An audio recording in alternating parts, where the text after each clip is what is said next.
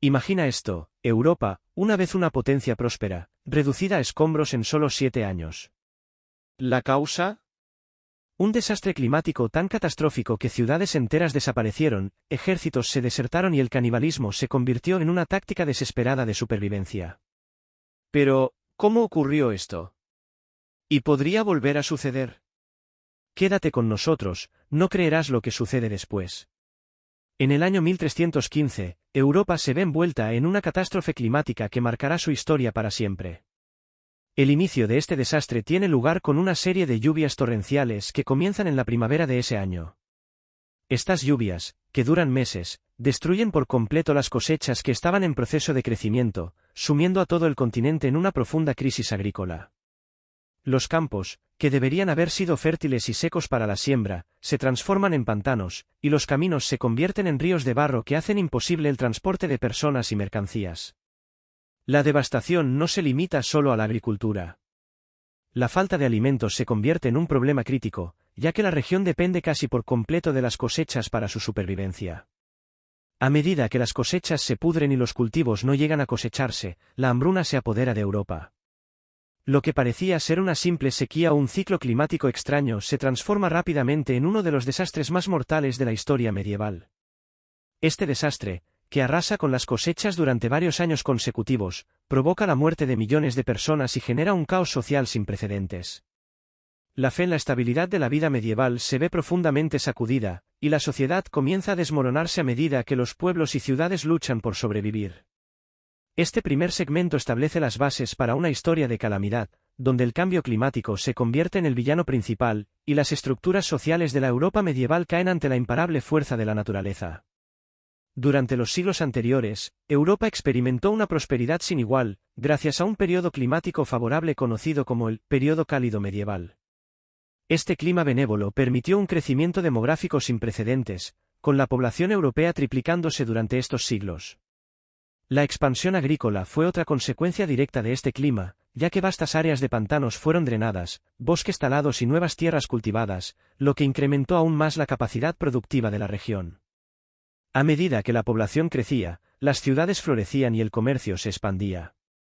La construcción de las majestuosas catedrales góticas, emblemas de la prosperidad de la época, reflejaba este auge económico y cultural.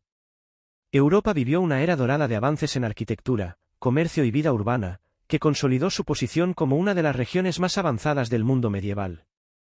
Sin embargo, detrás de esta prosperidad, se encontraba una vulnerabilidad crítica en el sistema agrícola medieval.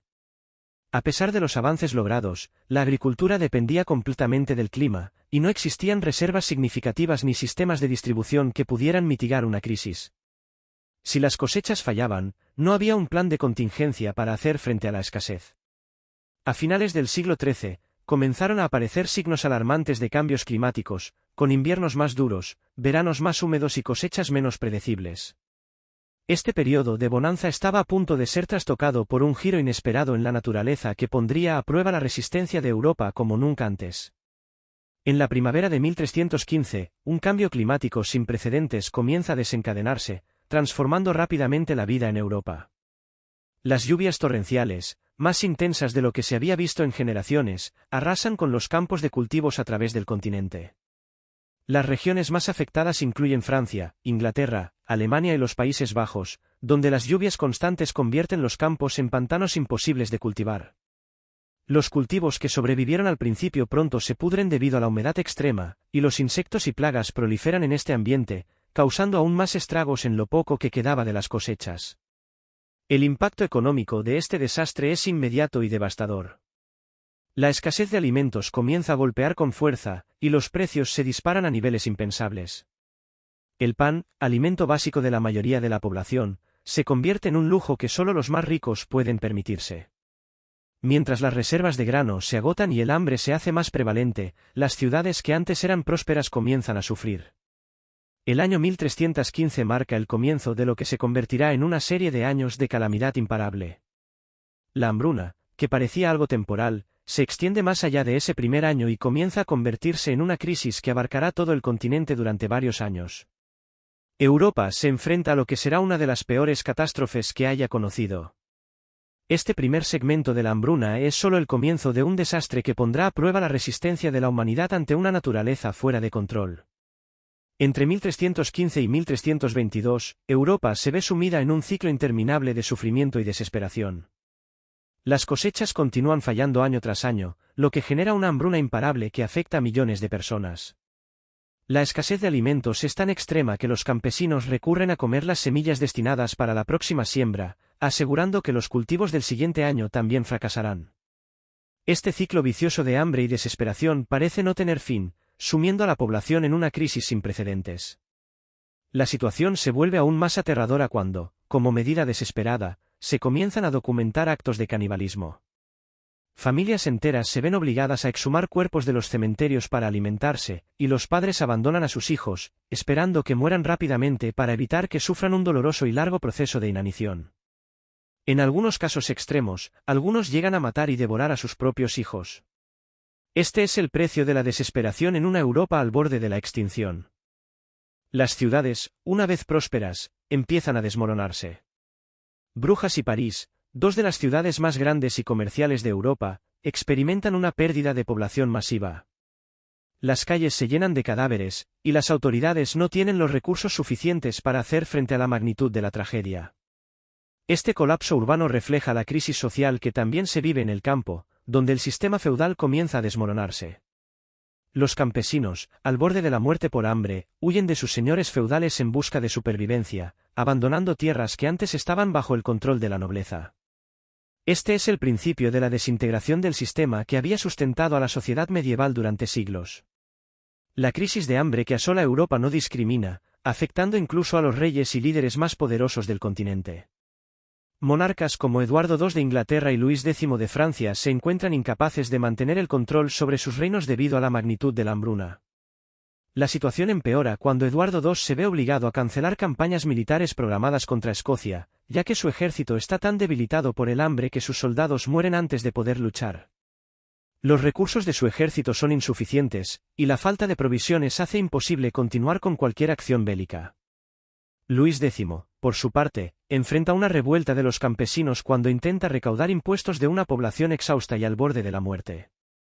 Las protestas y levantamientos son implacables, ya que los campesinos, hartos de la pobreza y el sufrimiento, se rebelan contra la autoridad del rey. La desesperación alcanza incluso a la monarquía, y los poderes de la corona se ven drásticamente reducidos a medida que las autoridades locales y los líderes feudales pierden su capacidad para gobernar. El sistema de poder medieval comienza a desmoronarse por completo, ya que incluso los reyes, acostumbrados a su posición de supremacía, se ven obligados a mendigar por alimentos. Los lazos tradicionales de autoridad y jerarquía se rompen, y el caos se instala como una nueva realidad.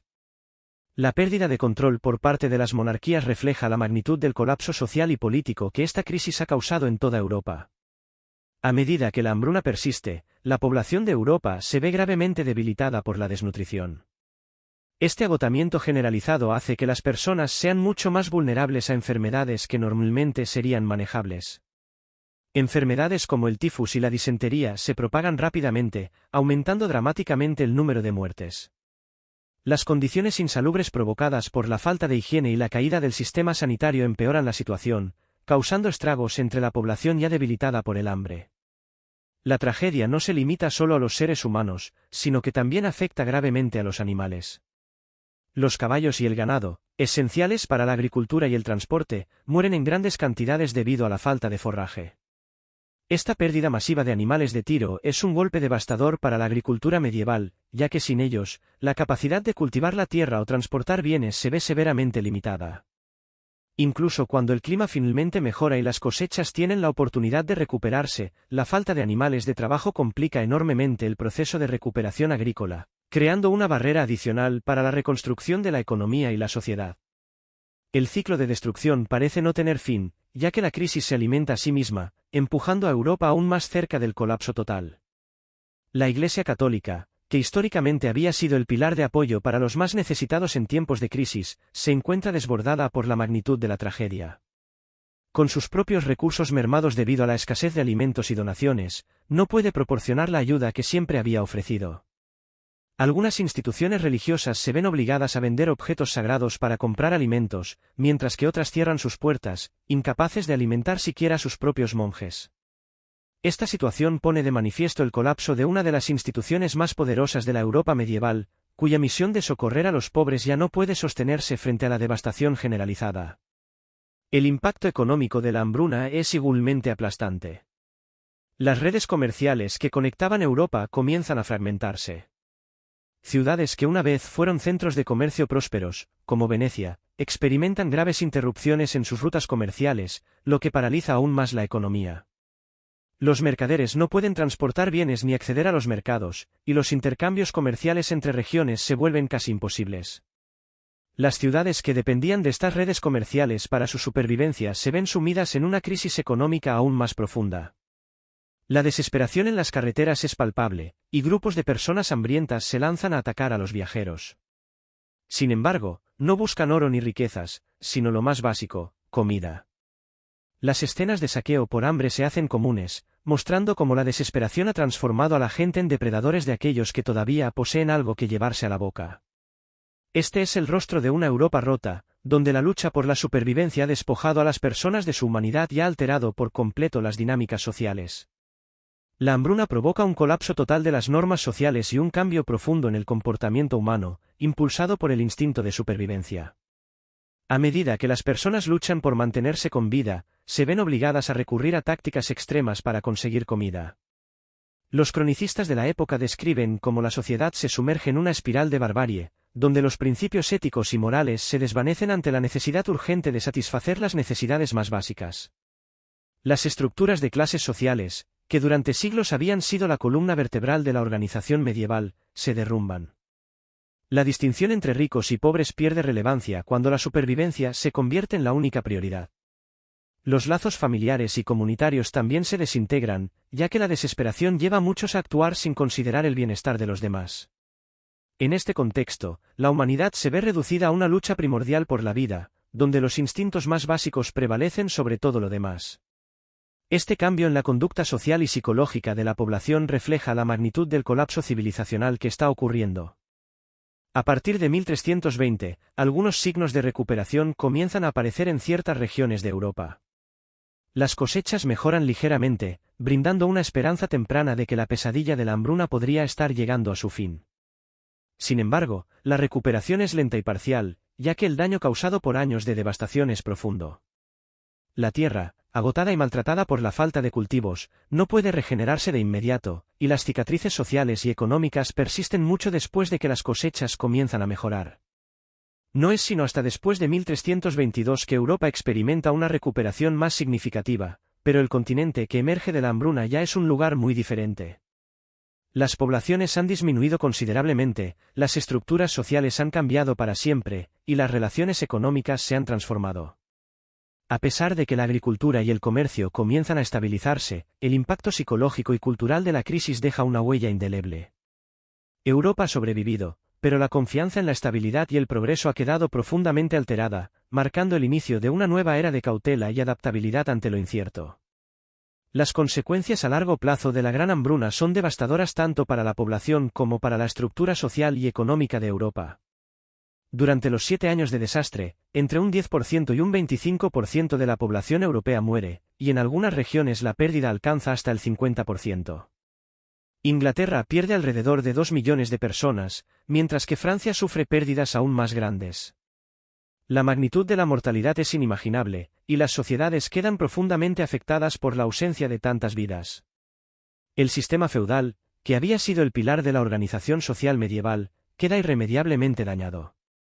La escasez de mano de obra debido a las muertes masivas otorga a los siervos una mayor libertad, ya que los señores feudales, desesperados por trabajadores, se ven obligados a ofrecer mejores condiciones para atraer mano de obra.